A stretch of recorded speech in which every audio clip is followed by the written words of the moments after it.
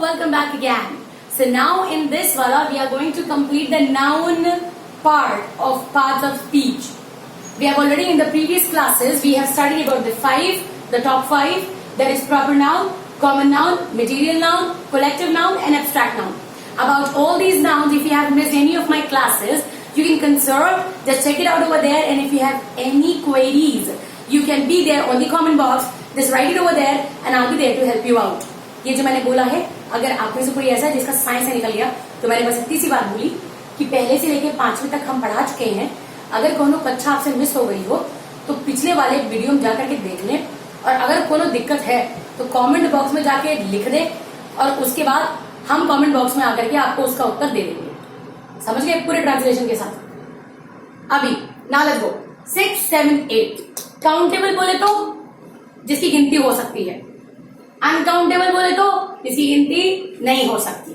अभी गिनती किन किन चीजों की हो सकती है जितना हमको मालूम है. जैसे मान लो अगर मैं तुमसे कह रही हूं शुगर, तो किस में जाएगा? अनकाउंटेबल, जाहिर सी बात. अगर मैं तुमसे कह रही हूं फीलिंग्स, तो किस में जाएंगी? अनकाउंटेबल. ठीक है. अगर मैं तुमसे कह रही हूं शुगर का बोरा, बोरे को इंग्लिश में सैक कहते हैं, SAC, राइट. अगर मैं कह रही हूं शुगर तो अनकाउंटेबल, और अगर शुगर का बोरा तो वो क्या होने वाला है? काउंटेबल.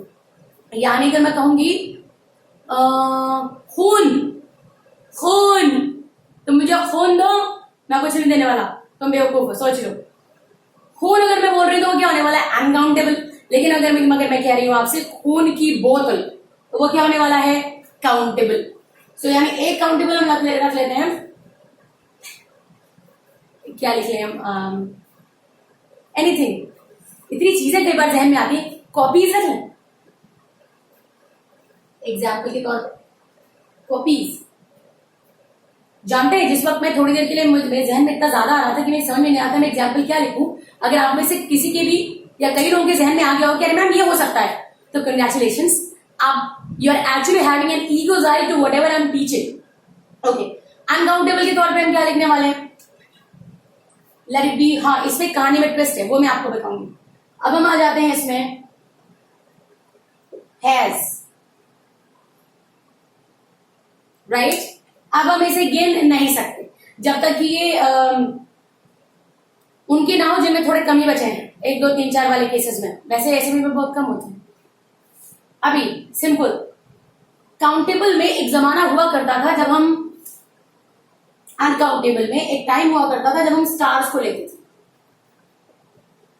लेकिन अब ये चीज यहां से यहां पहुंच गई है,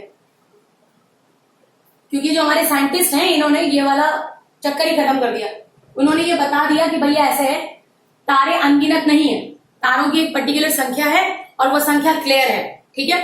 तो अब चूंकि उनकी संख्या क्लियर है और वो काउंटेबल है, तो हमने उसको रख दिया है, हमने नहीं रखा हुआ है ये, इस जैसे कहते हैं ना, ये बता देने के बाद अब इसको इंग्लिश में काउंटेबल के नाम पे रखा गया है. So countable basically means which can be counted, and uncountable जिसकी काउंटिंग नहीं की जा सकती है. जैसे अगर मैं बात आपसे कर रही हूं आंसू, तो अनकाउंटेबल. आंसू देने वाले काउंटेबल होते हैं और उतने बहुत हैं, उससे ज्यादा नहीं चाहिए. अब नेक्स्ट और लास्ट आता है, हो सकता है आप में से कई लोगों ने इसके बारे में कभी सुना ही ना हो, वो है कंपाउंड या हाइफिनेटेड.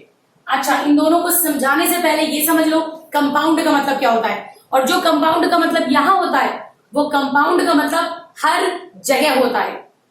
कैसे? अब मेरी बात को सुनो. कंपाउंड का मतलब होता है जोड़ने वाले, ठीक, जो जोड़ देते हैं. यही आप केमिस्ट्री वगैरह में भी देखोगे, कभी ध्यान देना, तो जो कंपाउंड्स होते हैं ना, वो उन्हीं को कहते हैं तो कनेक्शन वाले.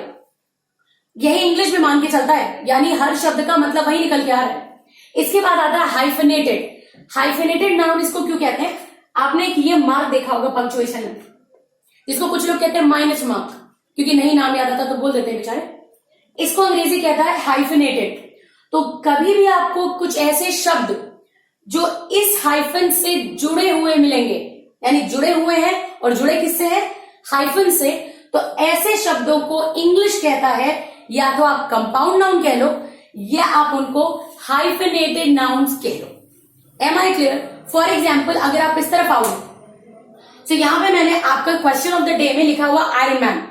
अभी आयरन मैन यहाँ पे दो शब्दों के बीच में मैंने एक जोड़ा हुआ है, यानी मैंने एक हाइफन इन दोनों के बीच में लगा के रखा हुआ है। तो बेसिकली इसको क्या कहा जाएगा मैं नहीं बता सकती आपको, क्योंकि वो क्वेश्चन ऑफ द डे है आपका। इसमें मैं एक और ले लेती हूं। अगर मैं यहां पे लिख रही हूं सिस्टर इन लॉ, अब यहां तीन अलग अलग शब्द मिला करके तब कोई एक बात बन रही है, राइट। अब इसमें तुम कंफ्यूज मत होना कि तीन चीजें मिला के एक बन रहा है तो कहीं ये कलेक्टिव तो नहीं हो जाएगा। भैया ये है एक ही, और एक ही काफी है। यहां पे क्या हो रहा है, तीन शब्दों को हम मिला रहे हैं, बहन, अंदर, और के लॉ को क्या बोलते हैं, कानून। वो बहन जो कानून के अंतर्गत और अंदर आती है तो उसको हम क्या बोलते हैं, भाभी बोल देते हैं, ननद बोल देते हैं, जिठानी बोल देते हैं, या व्हाटएवर, राइट। यहां पे साली भी होती है, साली को भी यही कहते हैं। तो इस पूरे वर्ड को अगर ऐसा कुछ भी जो हाइफन से जुड़ा हुआ है, इसको या तो आप कंपाउंड नाउन कह सकते हैं क्योंकि ये जुड़े हुए, तीन जुड़े हुए शब्द एक ही मतलब निकाल रहे हैं, या आप इसको हाइफिनेटेड कह सकते हैं क्योंकि ये हाइफन के थ्रू जोड़े गए हैं। आई होप अब तक आपको proper, common, material, collective, countable, uncountable, abstract और फाइनली कंपाउंड या हाइफिनेटेड के बारे में एम्पल इंफॉर्मेशन हो गई होगी। अभी मैंने वर्ड यूज किया एम्पल। एम्पल का मतलब होता है मोर देन एनफ, जिसको हिंदी में कहते हैं जरूरत से ज्यादा, यानी काफी। एनफ जिसके लिए यूज करते हैं ना, तो काफी से जो थोड़ा ज्यादा होता है उसको इंग्लिश कहता है एम्पल। तो जो कुछ भी अगर मान लीजिए मैं ऐसा कोई वर्ड यूज करती हूं और मैं उसको बताती रहती हूं तो उसको अपनी कॉपी में कहीं ना कहीं नोट करते जाया करिए, right. Fine, this is done. अब हम आते हैं इस तरफ, जिस पार्ट का मैं आपको बताती हूं। एंड ट्रस्ट मी, मैं फिर से आपको कह रही हूं, ग्रामर अंग्रेजी की रीढ़ की हड्डी है।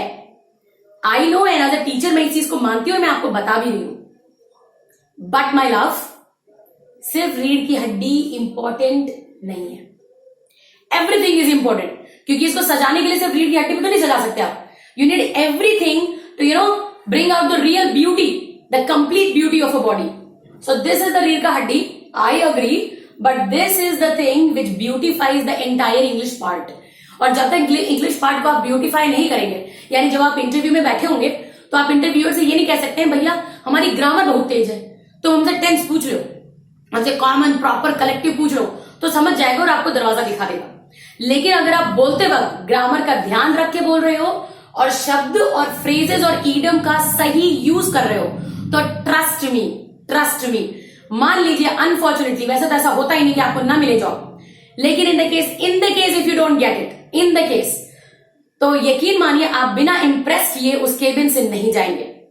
लेट्स सी, ईडम या फ्रेज ऑफ द डे।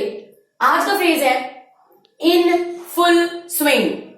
इसको हिंदी में कहते हैं पूरे जोर पर, उर्दू में कहते हैं पूरे शबाब पर। दोनों ही तौर से इसको इस तरह से समझते हैं। इसका मतलब होता है एकदम ताबड़तोड़ तरीके से चल रहा है। जैसे कि अभी मैं आपको बताती हूं, जब से लॉकडाउन खुलने की खबर आई है, लखनऊ का हाल देख रहे हैं आप। बेसिकली आप लखनऊ छोड़ दीजिए, आप जिस भी सिटी में या जिस भी स्टेट में हैं आपने देखा होगा लोग अब सड़क पे दिखाई दे रहे हैं। तो यानी अब लोगों की जिंदगी फुल स्विंग में है, पूरे जोर शोर पे, इन फुल स्विंग। जैसे अभी right now the Roma ma'am classes is in full swing and will always be. Stay tuned and just stay with me. In full swing मतलब पूरे शबाब पे। या अभी जैसे ईद गुजर गई, अनफॉर्चुनेटली इस बार ईद में वो बात नहीं थी जो हर साल होती है। मतलब ईद ऐसा जहां पे सिर्फ एक वर्ग नहीं इंतजार करता, हम सभी वेट करते हैं उस चीज का, राइट। बाजार में रौनक, दिस एंड दैट, व्हाटएवर। सो उसको बोलते हैं पूरे शबाब पे। इस बार ईद पूरे शबाब पे नहीं रह पाई, लेकिन हाँ इस बार एक चीज पूरे शबाब पे थी, वो था प्रेयर्स, दुआएं। ये पूरे शबाब पे थी और यकीन मानिए ये इकलौती ऐसी चीज है जो आज ही नहीं, फॉरएवर एंड एवर होनी चाहिए। इन फुल स्विंग मतलब पूरे जोर शोर पे। जैसे अभी जब से पता चला है कुछ एग्जाम्स होने वाले हैं, तब से स्टूडेंट्स क्या कर रहे हैं, पढ़ाई लिखाई पूरे जोर पे चल रही है। अब हम आते हैं टू एसेंशियल वोकैब्स, राइट। एक स्मार्ट और एक कूल। सो स्मार्ट के लिए है अलूफ, इसको बोलते हैं aloof. It is not aloof, it is aloof. Aloof का मतलब होता है नॉन फ्रेंडली, जो जिसका दोस्ताना व्यवहार नहीं है, नॉन फ्रेंडली। यानी अगर नेक्स्ट टाइम आप किसी के सामने हैं और आप उसी के बारे में ये बोलना चाहें कि यार ये बहुत फ्रेंडली नहीं है, तो जब आप ऐसा बोलते हो सामने वाले के दिल को धक्का लग रहा है, उसे बुरा भी लग रहा है, तो आपने करना क्या, आप उसको बोल सकते हैं this person is an aloof. उसको बुरा भी नहीं लगेगा और इस स्टाइल से कहिएगा ना this person is an aloof, तो उसको लगेगा आपने कुछ तारीफ करी है। Play with the words, trick with the words. And the next is tosser. इसका मतलब होता है एन इडियट। अब ये सिंपल सी बात है, अगर आपके सामने कोई है और आपको गुस्सा लग रही है, ठीक है, और आपने उसको कहते हैं इडियट हो क्या, तो सामने वाले टेंशन में आते हैं कि यार ये क्या बदतमीजी है। उसे मैं आपके दो टॉसर, यार यू आर सच अ टॉसर, तो अभी उसकी समझ ही नहीं आएगा एक्सप्रेशन देना क्या है, और वहां पे आपने क्या किया, अंग्रेजी का अच्छा इस्तेमाल, और तब तक अगर आप वहां से निकल गए तो बहुत ही बढ़िया। But I want you to know the meaning of tosser is an idiot, and this is the question of the day. ये सेंटेंस पढ़िए, मुझे बताइए इस सेंटेंस में कितने नाउन हैं, कौन से टाइप के हैं। I am waiting for your answers in the comment box. Keep watching, keep tune, take care of yourself. Everything in the life is in a full swing, and that we can only do it. Meet you again in the Roma ma'am classes. Till then, take care. Bye.